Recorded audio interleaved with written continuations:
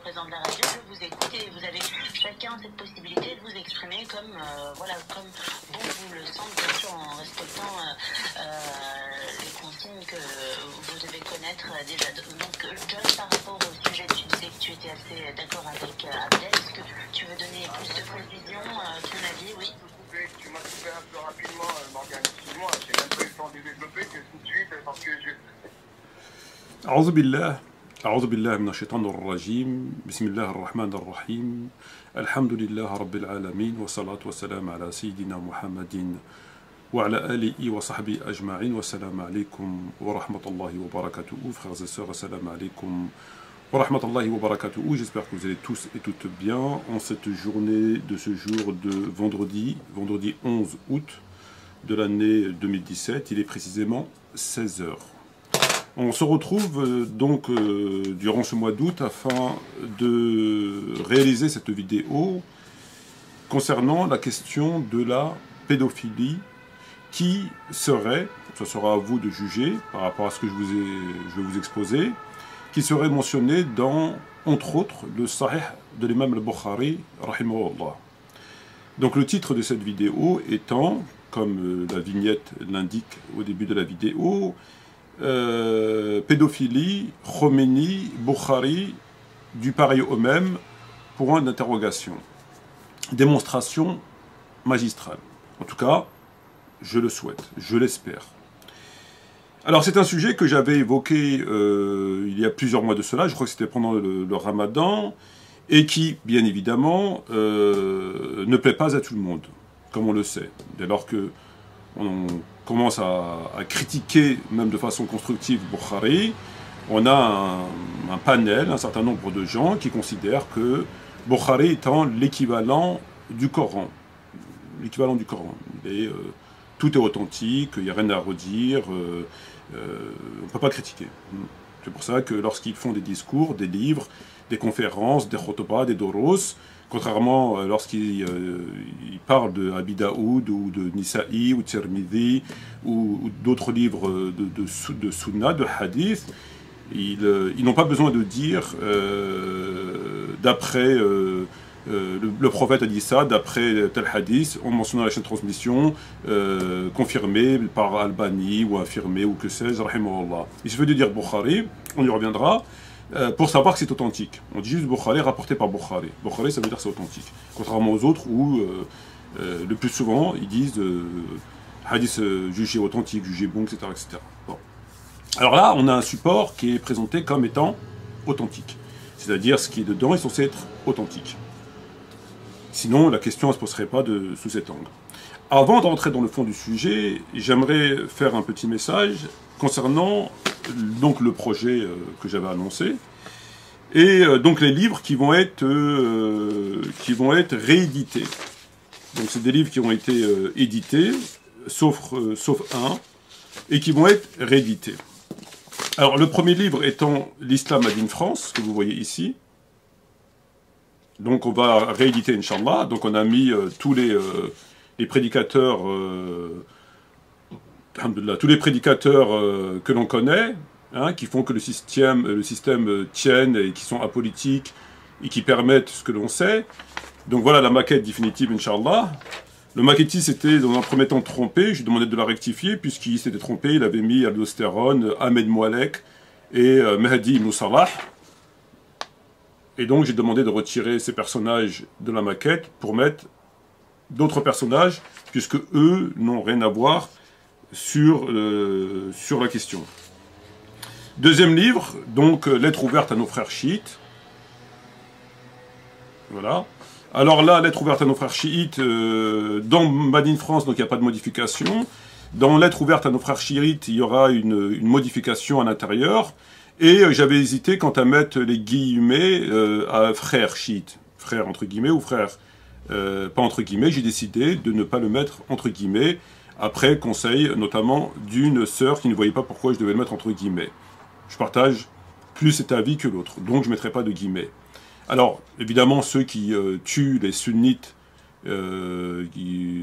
ici et là, et qui ont une connaissance, je veux dire, tout à fait établis du chiisme, sincèrement, etc., etc., comme le plus souvent sont les élites, etc., ne rentrent pas dans ce cadre. Frère, ça s'applique aux gens qui, de bonne foi, pensent sincèrement qu'ils sont dans le vrai, qui n'ont pas l'intention de verser le sang des musulmans, etc., etc. Donc ça s'adresse à des gens dont la présomption, entre guillemets, d'innocence leur est accordée. Voilà. Bien évidemment, lorsque on vient tuer des musulmans sunnites, la personne n'est plus notre frère. Voilà. Donc c'est quelque chose qui est encore... je ne vais pas m'étaler sur ce point. J'ai décidé en définitive de ne pas mettre frère. Oui, c'est quand même très grave de considérer quelqu'un comme étant ton frère s'il va tuer ton frère. En même temps, c'est aussi très grave de constater que des frères sunnites n'ont aucune réaction quant à cette situation. Je veux dire, la plupart des musulmans, notamment en France sunnite, laissent faire, n'ont jamais rien fait pour éviter les bains de sang. Ils travaillent, ils sont intégrés, ils payent leurs impôts, etc. Dans le meilleur des cas, ils vont vous faire un petit commentaire ou que sais-je, mais ils laissent tout faire. Donc ils sont pas moins coupables que le chiite qui va tuer du sunnite. Le sunnite qui reste les bras croisés, et qui est intégré, qui alimente le système français, qui lui-même va bombarder des musulmans, etc.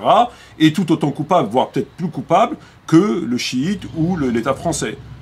Donc il faut quand même discerner et accorder aux uns et aux autres la responsabilité. Il ne faut pas avoir des... Donc ça c'est le premier point. Le deuxième des points, c'est que dans le précédent livre, donc peut-être l'ouvrette à notre archite, il y avait une faute, qui était que dans le paragraphe donnez-moi de quoi écrire, je vais vous faire un écrit qui vous empêchera de vous égarer après ma mort, j'avais apporté un commentaire que une information selon laquelle le prophète ne pouvait pas demander de quoi écrire puisqu'il ne savait pas écrire. Et il se trouve que suite à mes recherches et à mes lectures, il se trouve que le prophète savait écrire. En tout cas, ça va écrire assez correctement, quoi. Il y a un texte de Bukhari où il dit que le prophète a écrit. Donc ce texte va être bien évidemment modifié.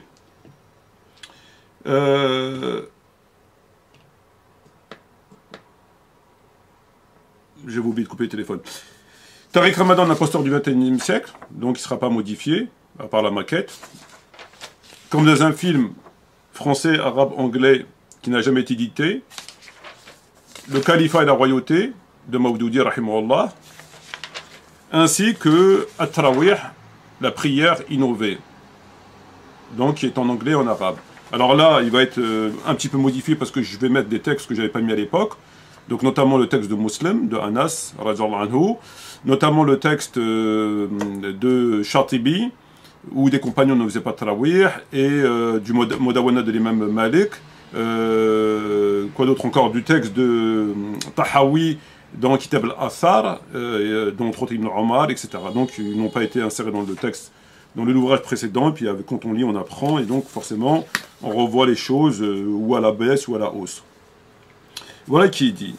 À présent, rentrant dans le fond du sujet sur la question de la pédophilie dans Bukhari. Khomeini, Bukhari, du pareil au même, point d'interrogation. Est-ce que Bukhari, finalement, concernant la pédophilie, c'est similaire à ce qu'on reproche, à juste titre, à Khomeini, entre autres. Nous savons, à travers des informations tout à fait authentifiées, ce n'est donc pas de la calomnie, d'ailleurs les chiites l'assument, que Khomeini a autorisé les attouchements sur les nourrissons, sur les enfants. Je suis un petit peu approximatif par rapport à cela, mais pas de pénétration s'il n'a pas atteint de mémoire l'âge de 9 ans. Pas de pénétration. Donc on peut le toucher, mais on n'a pas le droit de le pénétrer. Il faut attendre 9 ans pour le pénétrer. Donc Khomeini, tout à fait clair sur ce point, on peut. Quelqu'un qui va demander la main, enfin la main, une petite main à un père, et qui lui accorde la main, si c'est un bébé de 2, 3, 4, 5 ans, il peut le toucher. Il peut le toucher, il peut lui faire ce qu'il veut, sauf le pénétrer. Il pourra le pénétrer qu'à 9 ans. Information tout à fait authentique. Très bien. Alors, on est dans le cadre, évidemment, de la pédophilie. Là, c'est de la pédophilie, il n'y a pas de... Je veux dire, si ça, c'est pas de la pédophilie, je ne sais pas comment on peut appeler ça. Alors, c'est une aberration. C'est une aberration. C'est une aberration pour tous les gens normaux. Alors, on a eu, à juste titre, des mises en garde, des dénonciations du chiisme, de Khomeini, etc., pédophile, machin, truc, etc., à juste titre. Et c'est normal. Alors, qu'en est-il de nous autres musulmans dits sunnites? Que disent nos textes? Est-ce que nous, on n'a rien à voir avec ça? Est-ce que nous n'avons pas de texte en rapport avec ça? Qu'en est-il? Que disent les textes? Alors, vraisemblablement, nous avons un peu plus de proximité avec les chiites que je le pensais. En tout cas, à la lecture de certains ouvrages. Sur deux sujets, j'ai constaté qu'on avait, et ça je l'ignorais, en tout cas pour le premier, celui-ci, le deuxième un peu moins, que nous avons une proximité, nous autres musulmans sunnites, beaucoup plus étroite que je le pensais. Avec les chiites, nous, je pensais qu'on était complètement à l'opposé de cela. Complètement à l'opposé. Sur la question de la pédophilie, on est à l'opposé. Sur la question du mariage temporaire, donc ce qu'on appelle la fornication déguisée, on était, nous, à l'opposé. On n'a rien à voir avec ça. On est des sunnites, on est des musulmans, on n'a rien à voir avec ces aberrations, ces immoralités avérées, ces bestialités. On n'a rien à voir là-dedans. On est tout à fait innocent de Khomeini, du chiisme, de la pédophilie et de la prostitution. Du mariage déguisé, qui n'est ni plus ni moins finalement que la prostitution, le mariage temporaire.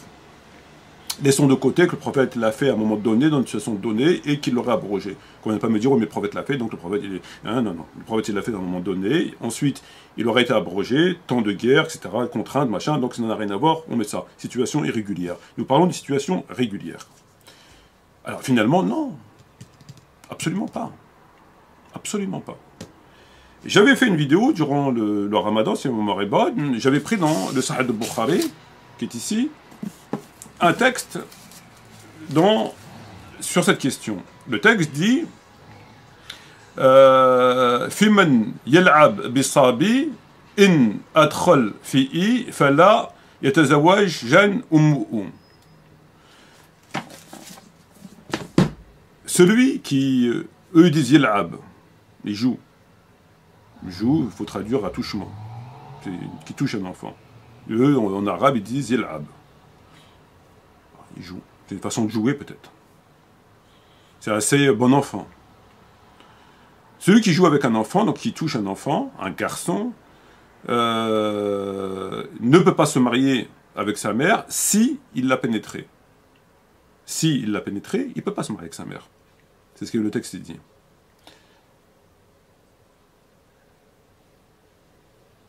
C'est bien le texte qui dit.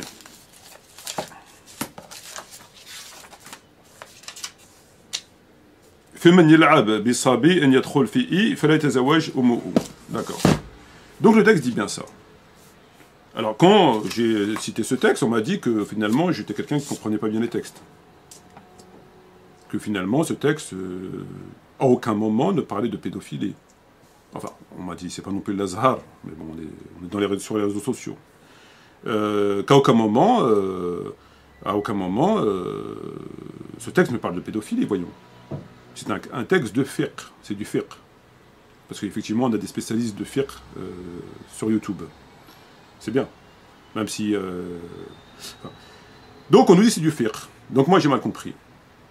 Cette situation est du fiqh. On te donne une situation, on dit qu'est-ce qui doit se passer, il ne peut pas se marier avec sa mère, c'est une situation. Bon, c'est du fiqh.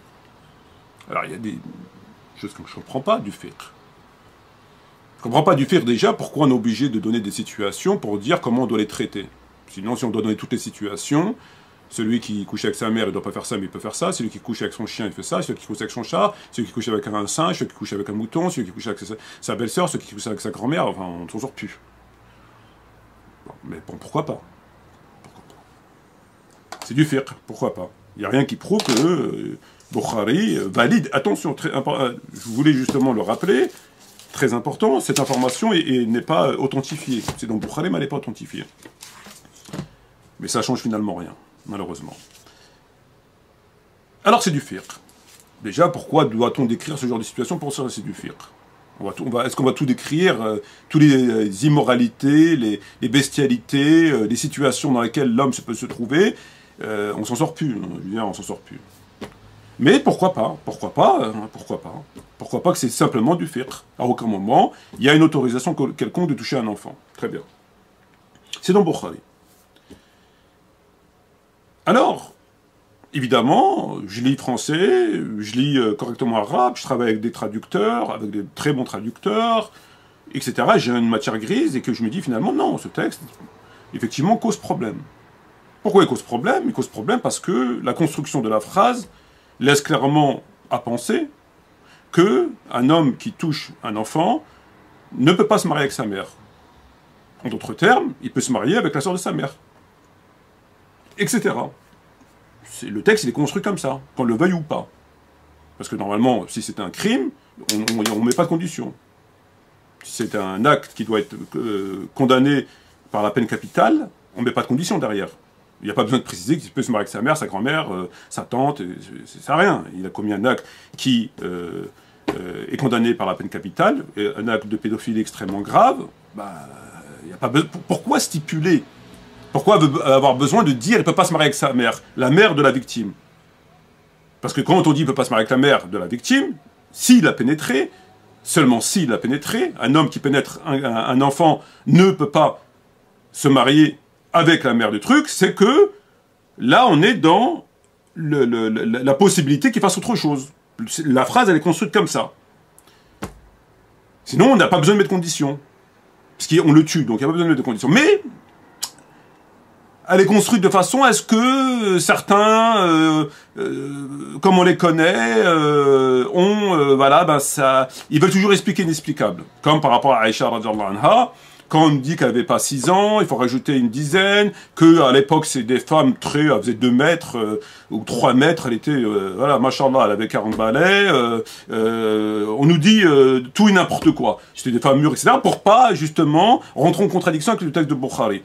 Finalement, on n'a que des gens comme Adan Ibrahim, par exemple, qui vont dire qu'il est faux. Il se casse pas la tête, il est faux, ça colle pas, il est faux. Voilà. Donc, ils veulent garder le texte et ne pas être taxés de pédophile. Donc, ils vont nous expliquer des choses qui, il a été forte, il a été machin, etc. Et là, ils nous font la même chose. Non, c'est toi qui comprends mal, c'est une situation de fiqh. On n'a jamais dit qu'on n'allait pas le mettre à mort, on te dit simplement qu'un homme qui touche un enfant ne peut pas se marier avec sa mère, mais ça ne veut pas dire qu'on ne va pas le mettre à mort, évidemment, s'il a fait ça, c'est grave, etc., etc. Bon, moi, je suis quelqu'un de, je pense, assez raisonnable, je lis une phrase, elle est tout à fait claire, un homme qui touche un enfant ne peut pas se marier avec sa mère, ou ne peut plus se marier avec sa mère, la mère de l'enfant, ça sous-entend qu'il est toujours vivant, qu'il peut faire autre chose. Sinon, on n'a pas besoin de mettre des conditions. Alors, on m'a dit non. Je comprends mal les textes. Bon, je comprends mal les textes, très bien. On écarte mon propos. On dit, bon, je fais repentance, je me suis trompé, j'ai pas assez de discernement, de savoir, je me suis trompé, on écarte. Mais j'ai une objection à formuler. Avant d'écarter mon texte, j'ai une objection à formuler, parce que je l'ai mal compris. Ça, c'est dans la situation que l'homme pénètre l'enfant. Il peut plus se marier avec sa mère. S'il pénètre l'enfant, il peut plus se marier avec sa mère. La phrase est construite, on ne sait pas, vous avez raison, ok. Bénéfice du doute, ok. Alors, ce texte présente une autre situation, c'est pas la seule. Ça, c'est une situation. On a 2 crimes dans cette situation de fiqh. Moi, maintenant, je poserai une question qui est très simple, c'est, s'il pénètre pas l'enfant, si cet homme ne pénètre pas l'enfant, on le tue, c'est du fiqh, c'est quoi? Alors là, ça commence à devenir compliqué. Parce que le texte dit, si un homme touche un enfant et qu'il le pénètre, il ne peut pas se marier avec sa mère. Ça sous-entend quoi? Ça sous-entend que s'il ne le pénètre pas, la condition qui fait qu'il ne peut pas se marier avec sa mère, c'est s'il le pénètre. S'il le pénètre, il ne peut pas se marier avec sa mère. Ok? Très bien. Mais s'il ne le pénètre pas, il ne pénètre pas l'enfant, on le tue aussi? On va nous expliquer la même chose? Non, on le tue, c'est du fiqh. Ah non, là, je suis quand même un peu moins d'accord. Pour moi, là, la situation de fiqh ne tient plus. Parce que le texte formule bien, un homme qui touche un enfant, il touche, il le touche, voire même fellation, ou il ne le pénètre pas, il fait tout ce qu'il veut avec, mais il ne le pénètre pas. Si il touche un enfant et il le pénètre, il ne peut pas se marier avec sa mère. Je ne dirais pas il ne peut plus, pour être fidèle au texte. Parce qu'il ne peut plus, c'est clair que ça veut dire ça. Donc il ne peut pas. Si il le pénètre, mais s'il ne le pénètre pas, on va dire oui, là aussi on le tue. Ben oui, non, la phrase elle est plus que mal construite, là, dans ces cas-là. Pourquoi ne pas dire tout d'un coup, un homme qui touche un enfant ne peut pas se marier avec sa mère, qu'il le pénètre ou pas, c'est pas la question. Dès lors qu'il le touche, c'est terminé. À plus forte raison s'il le pénètre. Donc là, on a un problème qui est très clair. Et qui va dans cette histoire de faire, en fin de compte c'est du faire, ne tient plus. Ça tient plus. C'est pas, là, on est carrément dans... on ne peut pas convaincre des gens raisonnables en leur disant non mais c'est pareil. Ben, c'est pareil, la phrase n'est pas formulée correctement. En disant un homme qui touche un enfant, normalement on n'a pas rajouté, il ne peut pas se marier avec sa mère. Parce qu'il est mort. Donc ni avec sa mère, ni avec son chien, ni avec sa grand-mère. Pourquoi cette condition? Cette condition ouvre la porte à autre chose. Il peut se marier avec sa sœur, etc. Ça me semble logique. Mais encore plus grave, il n'a pas pénétré. Il n'a pas pénétré. Un homme qui touche un enfant, mais il n'a pas pénétré. Ah ben là, il peut se marier avec sa mère. Bah oui. La condition pour pas qu'il peut se marier avec sa mère, c'est qu'il pénètre l'enfant. Il ne peut pas se marier avec sa mère s'il pénètre l'enfant. Il n'a pas pénétré. Il n'a pas pénétré. C'est évident, en tout cas pour moi, que ça veut dire qu'il peut se marier avec sa mère. En d'autres termes, un homme qui touche un enfant, s'il n'a pas pénétré, peut se marier avec sa mère. C'est la seule condition, pénétrer ou pas pénétrer. Donc il peut vivre sous le toit de l'enfant qu'il a touché, avec la mère de la victime, etc. etc. C'est quand même... on n'a rien à envier aux chiites. C'est dans Bukhari. On n'a rien à envier aux chiites. Bon. C'est comme ça que je comprends les textes. C'est ma façon de comprendre les textes. Alors, on va me dire non. La phrase, elle est construite comme ça. Non, non, non, non, non, non. Non, c'est non. Bah, si non, c'est non, alors non. Donc, dans Bukhari, il n'y a pas de pédophilie. Ce texte, présenté comme de la pédophilie, n'est pas de la pédophilie, c'est moi qui l'ai mal compris. Pénètre ou pas pénétrer, c'est juste une situation. Bon, donc il n'y a pas de pédophilie dans Bukhari, finalement. Donc on peut toujours accuser les chiites de pédophilie, Khomeini, etc., à juste titre. À juste titre.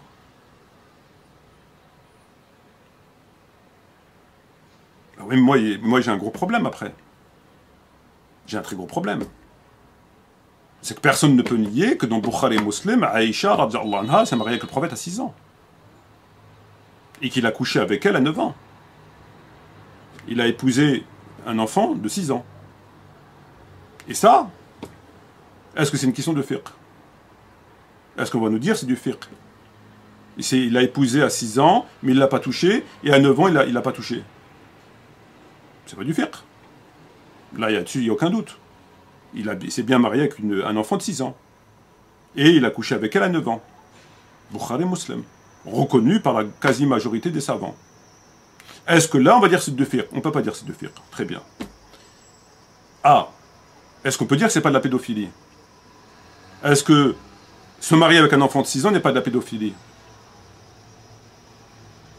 Est-ce que moi, si je vais demander, aujourd'hui chez quelqu'un, chez un frère, et que je vois un enfant de 6 ans en train de jouer, je vais me marier avec... est-ce que c'est normal? Est-ce que c'est pas de la pédophilie? À partir de quel âge c'est de la pédophilie? Alors, 6 ans, oui, on peut dire que c'est de la pédophilie, mais quand même, il a couché avec elle à 9 ans. Bon. Le problème, c'est que tout laisse à penser que ce texte de 6 ans et 9 ans a servi de support à Khomeini pour faire des fatwas et de légiférer. Pourquoi? Quand on demande la main d'un enfant, enfin ce qu'il y a de sa main, de sa petite main, on lui demande la main. Dès qu'on lui demande la main, ça devient votre épouse. En d'autres termes, si ça devient votre épouse, vous avez droit à certaines choses. C'est votre épouse.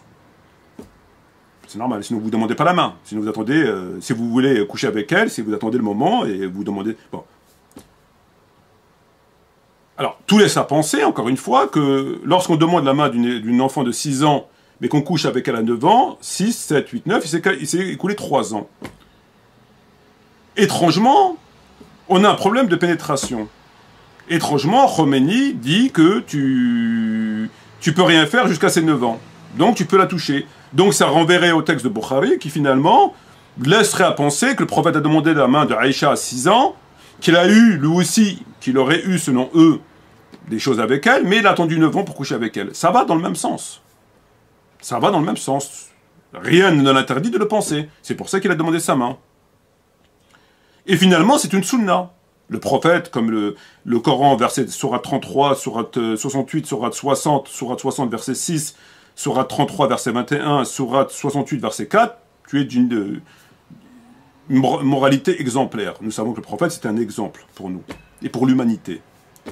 Donc si aujourd'hui, on valide que le prophète a fait ça, c'est que c'est une sunna. C'est une pratique, en tout cas, qu'on peut faire. On peut demander des enfants et avoir des rapports avec des enfants de 9 ans. Alors moi, je ne comprends pas. Lorsque Khomeini dit qu'on peut toucher un enfant de 6 ans et coucher avec lui à 9 ans, c'est un pédophile. Mais lorsque Bukhari dit que le prophète a épousé 6 ans et il a couché avec elle à 9 ans, c'est pas de la pédophilie. Pourquoi? Et qu'est-ce qui s'est passé, Alhamdoulilah, qu'est-ce qui s'est passé? Pourquoi pour lui, il vous dit tu peux te marier avec un enfant de 6 ans et coucher avec lui à 9 ans et le toucher entre-temps, c'est de la pédophilie? Bukhari vous dit le prophète s'est marié Aïcha s'est mariée à 6 ans et il a couché avec elle à 9 ans et qu'il laisse un battement de 3 ans, donc on peut supposer que Khomeini s'est servi pour dire c'est des battements pour pouvoir avoir une certaine approche, je dirais, pour rester... Pourquoi c'est normal? Alors eux-mêmes sont embarrassés avec ce texte, puisqu'ils essaient d'expliquer l'inexplicable. Qu'elle était grande, qu'à 6 ans, elle était... c'était Mami Nova, quoi. C'était une dame, à 6 ans. Ils vont chercher des choses où ils vont rajouter une dizaine. Puis l'autre, il dit, rajoute quelques années. Non, moi j'ai bien réfléchi, en fait, quand elle n'avait pas 6 ans, elle avait 13 ans. Et il a couché avec elle, elle n'avait pas 9 ans, elle avait 18 ans et demi. Non, 16 ans et demi. Parce qu'ils sont embarrassés avec le texte. Donc ils inventent tout et n'importe quoi sur un texte qui est dans Bukhari et dans Muslim, qui va dans le sens de ce texte du garçon et de l'enfant qui a été touché, qu'on dit que si tu touches un enfant et que tu le pénètres, tu ne peux pas te marier avec sa mère. Ça va dans le sens. Ça va exactement dans le même sens. Alors,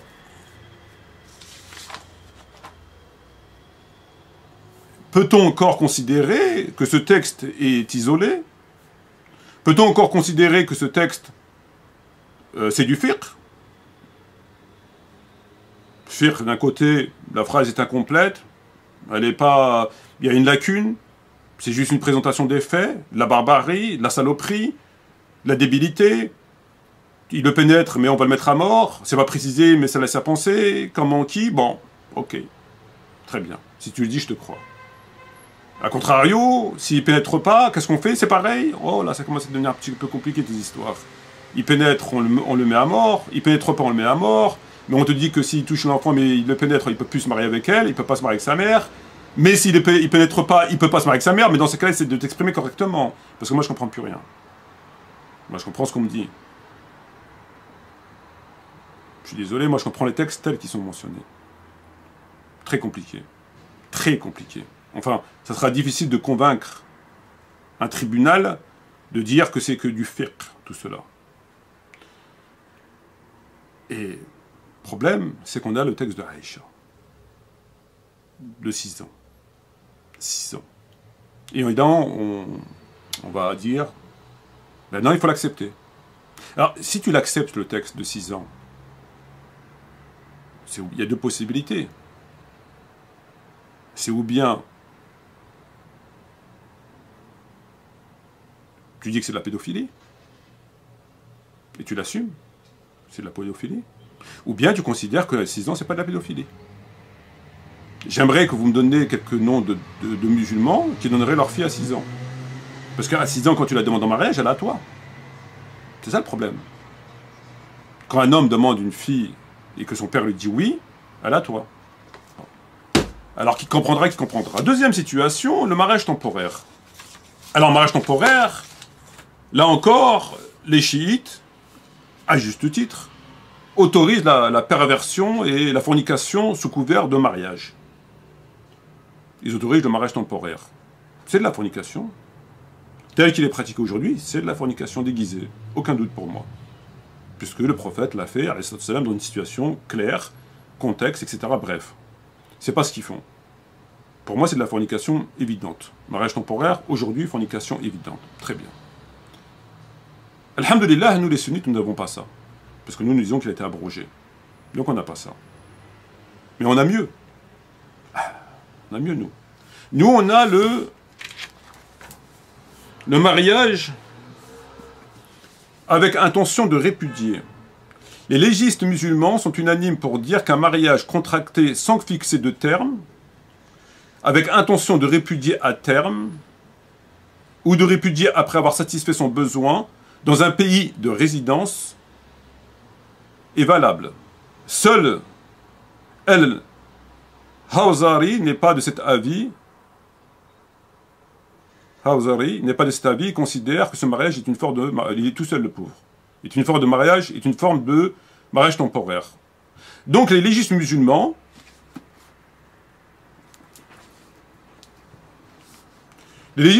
sont unanimes pour dire qu'un mariage contracté sans fixer de terme. Donc c'est pas un mariage temporaire. Tu viens pas, tu dis mariage temporaire, faut que tu mettes un terme. Quand tu te maries dans un mariage temporaire, une des règles, c'est que tu dis à la femme, on se marie pour un mois, une semaine, un an, bref. Bon. Là, on te dit, tu te maries normalement, comme si c'était un mariage normal. Bon. Avec intention, tu as l'intention de ta tête, de répudier. De la répudier. Ou, mieux encore, de répudier après avoir satisfait ton besoin. C'est-à-dire, après que tu as couché avec elle, hein, tu t'es bien soulagé, tu dis dégage. Dans un pays de résidence,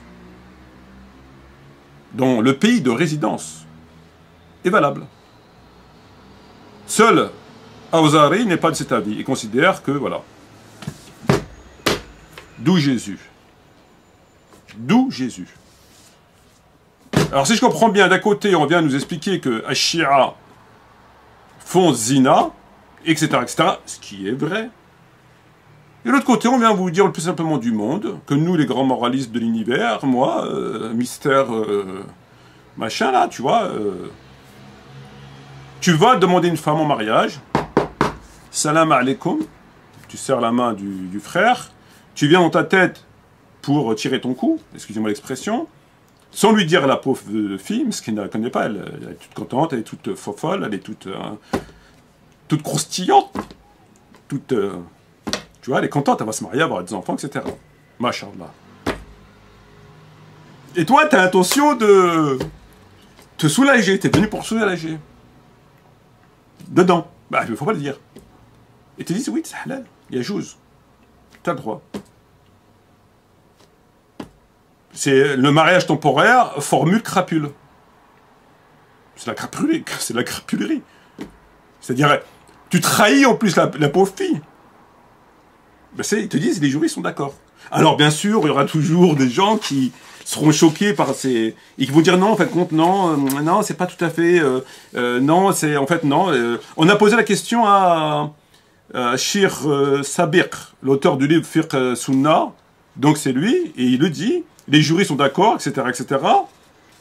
Et on a posé la question à Sheikh Albani, rahimahullah. Et dès qu'on a posé la question, sa réponse est pose cette question à ceux qui ont cette intention. Pourquoi veux-tu te marier avec l'intention de divorcer? Pourquoi ne pas te marier avec la femme ayant l'intention de rester avec elle? Et si après, il rencontre des difficultés, etc. Mais oui, mais c'est pas la question qu'on te pose. On t'a pas demandé ta moralité. On t'a pas demandé pourquoi. Parce que lui, il répond par pourquoi. Pourquoi tu veux te marier avec l'intention de divorcer? Pourquoi ne pas se marier avec la femme en ayant l'intention, etc. Oui, mais non, mais c'est pas la question. La question, c'est est-ce que je peux ou pas? Je t'ai pas demandé, t'es bien gentil, je t'aime bien, il n'y a pas de problème. Mais moi, je suis pas là pour que tu m'expliques pourquoi. Je suis pas là pour répondre. Je suis là pour que tu répondes à ma question. Ma question, c'est est-ce que je peux ou non? C'est pas que tu m'expliques pourquoi. C'est moi qui pose des questions, c'est pas toi. Toi, tu es le savant, moi, je suis l'élève. Donc, je vais te voir pour te poser une question, est-ce que je peux oui ou non? Lui, il répond pas comme ça, il dit non, mais pourquoi tu veux te marier? Oui, mais la question n'est pas là. Bon. Alors, certains, bon, évidemment, ils vont venir réfléchir à cette position parce que, bon, elle est tellement ahurissante, mais il est très clair, tu peux. Tu peux. Donc, finalement, on a beaucoup de proximité avec les chiites, plus que je le croyais. Pédophilie, ici, il te dit tu touches un enfant, tu ne peux pas te marier avec sa mère si tu l'as pénétré. C'est du fiqh. Si je ne l'ai pas pénétré, bah, tu peux pas te marier avec. C'est toujours du fiqh. Bon. Comprendra qui comprendra. On a Aïcha qui se marie à 6 ans. C'est pas du fiqh, mais elle était, tu comprends? Ça commence à devenir un petit peu compliqué tout ça. Et puis après, on a le texte du mariage temporaire qui est jugé comme une aberration par nous autres les sunnites, entre guillemets, à juste titre. Mais finalement, ben, nous, on a le mariage avec l'intention de répudier. La seule différence, c'est que elle peut passer par la fenêtre une fois qu'elle a vu que tu t'es barré, une fois que tu t'es soulagé, paf, il n'y a plus personne. C'est-à-dire le mec qui se marie avec elle, ils font l'achha, ils font le ftour, ils font ce que vous voulez, hein, le couscous, le zitoun, ou djaj, ou darbouka, etc. Il l'amène dans la chambre, il fait ce qu'il a à faire, elle sort pour retrouver machin, et puis dès qu'elle revient dans la chambre, la fenêtre, il y a avec les rideaux qui bougent avec le vent. Il s'est barré le type. Ben, c'est les juristes qui ont dit, c'est pas moi. Les légistes musulmans sont unanimes pour dire qu'un mariage contracté sans fixer de terme, mais avec intention de répudier à terme ou de répudier avant. Bon.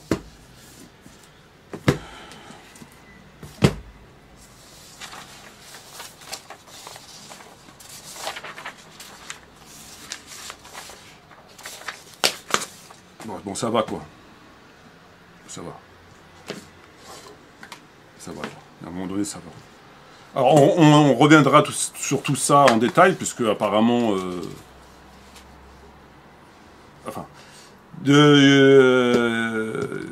vous quitte en vous laissant découvrir une vidéo extraite de YouTube, qui vous en dira un peu plus sur ces choses-là. Et on se retrouve bientôt, Inch'Allah, pour remettre les choses à leur place, Inch'Allah. Sur ce, je vous dis, wassalamu alaikum wa rahmatullahi wa barakatuh.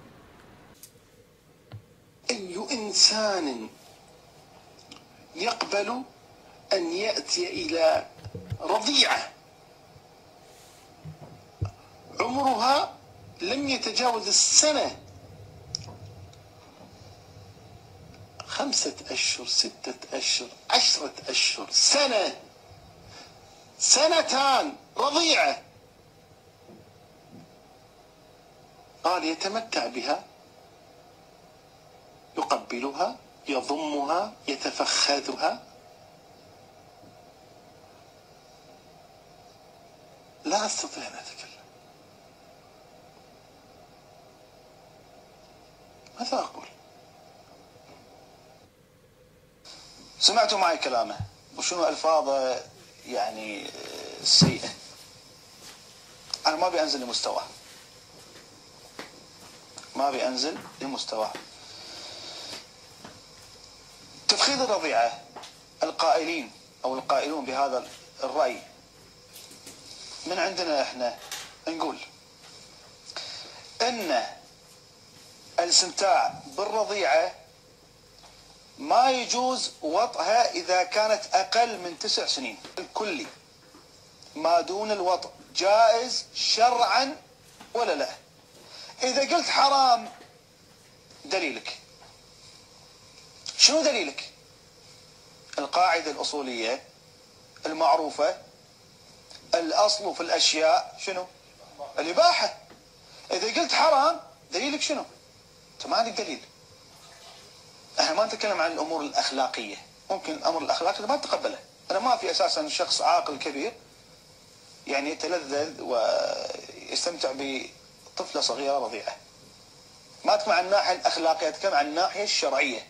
عندك نص يحرم لكن ما ثبت هذا عن فقيه من أحد الفقهاء، ما ثبت، ما في نص، لذلك قال هذا الكلام. أولا هذا جائز ولا مو جائز؟ خلونا نشوف أحد أكبر علماء إخواننا السنة شنو يقول، وهو ابن بطال المالكي. رضيعة نعم رضيعة في المهد يقول. انزين فتح الباري شرح صحيح البخاري الجزء 11 يقول ابن حجر في صفحة 25 وقال ابن بطال يجوز تزويج الصغيرة بالكبير إجماعا ولو كانت في المهد لكن لا يمكن منها حتى تصلح للوضع. احنا الحين نبي نثبت اولا زواج الكبير من المهد جائز شنو؟ اجماعا. طيب في الاستمتاع الآن بهذه الطفلة الصغيرة جائز؟ طبعا دون الوطأ. احنا نقول احنا أول شيء عند الشيعة ما في وطأ من دون 9 سنين، ما في وطأ. خلونا نشوف الحين أقوال علماء إخواننا السنة، وهذا الشخص اللي قاعد يطعن فيهم من حيث يدري أو لا يدري أنا ما أدري. شوفوا معاي شرح مسلم للنووي في الجزء الثالث في صفحة 577 باب جواز تزويج الأب البكر الصغيرة. وأما وقت زفاف الصغيرة المزوجة والدخول بها فإن اتفق الزوج والولي على شيء لا ضرر فيه على الصغيرة. طيب مثل نقول احنا الاستمتاع بها، التلذذ بها، شنو يا نووي؟ يقول عمل به. إذا ما كان في ضرر يعمل به، صح؟ وإن اختلف فقال أحمد وأبو عبيد تجبر على ذلك بنت 9 سنين دون غيرها. وقال مالك، حطوا تحت العبارة هذه خط، وقال مالك والشافعي وأبو حنيفة حد ذلك أن تطيق الجماع، ويختلف ذلك باختلافهن ولا يضبط بسن، وهذا هو الصحيح. الحين هذيل شنو شواذ عندك؟ ما يضبط بسن، يعني إذا كانت تطيق الجماع عمرها 1 2 سنين 5 أشهر 10 أشهر 1 2 سنين، لكن تطيق الجماع، يقول لك صحيح إذا ما كان في ضرر. الحين ايش رايك انت؟ كل الالفاظ اللي قلتها وتتهم في الشيعة الحين تتهم في علماء اخوان السنة. طبعا هو يعتقد ان هذول ائمته، فبالتالي سب التي يتم تبادلها بين الشيعة والسنة في الموضوع ده بالذات. انتوا الاثنين بتعايروا بعض، خلاص انتوا شوفوا فين الاصل، فين اصل المشكلة. انتم مجرد ناس ورثتوا هذه الكارثة، هذه الجريمة البشعة.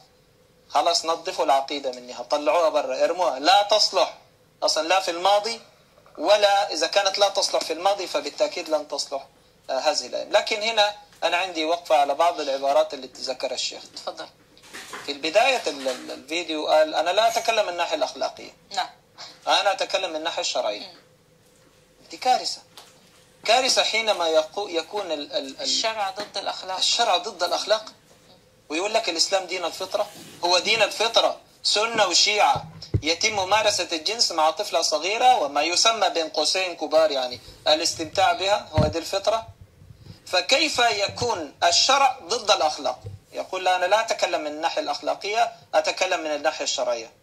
إذا في يوم من الأيام كان الشرع ضد الأخلاق العامة المتعارف عليه، يجب ان الواحد ببساطه يفكر يشوف ايه الموضوع. لو كان في منه حكمه ممتاز خلوه، لكن لو كان في بس مجرد غرائز شخصيه يبقى هنا في خطأ في هذه العقيده. كل الكلام ده بالمناسبه يشاركني فيه الاخ احمد اللي اتصل بنا من 3 حلقات من ايران، وقال انا لا اعرف ان هذا الامر عندنا كشيعه، فدينا بنوثق لك الموضوع من افواه الاحباء الشيعه نفسهم، يعترفون أن هذا الأمر موجود عندهم، الاستمتاع بالرضيعة، الاستمتاع بالصغيرة. وعند السنة ما مش مضبوط بسن، كمان الجماع مش مضبوط بسن، الوطء.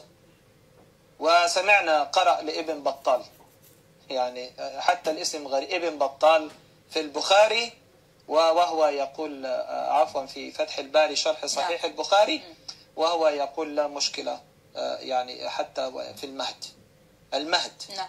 طيب يتزوجها في المهد تبقى زوجته، بعد كده يحق لزوجته التي عقد عليها ودفع مهرها يحق له أن يستمتع بها قدر ما تستطيع وتحتمل حسب القاعدة التي وضعها رسول الإسلام: لا ضرر ولا ضرار.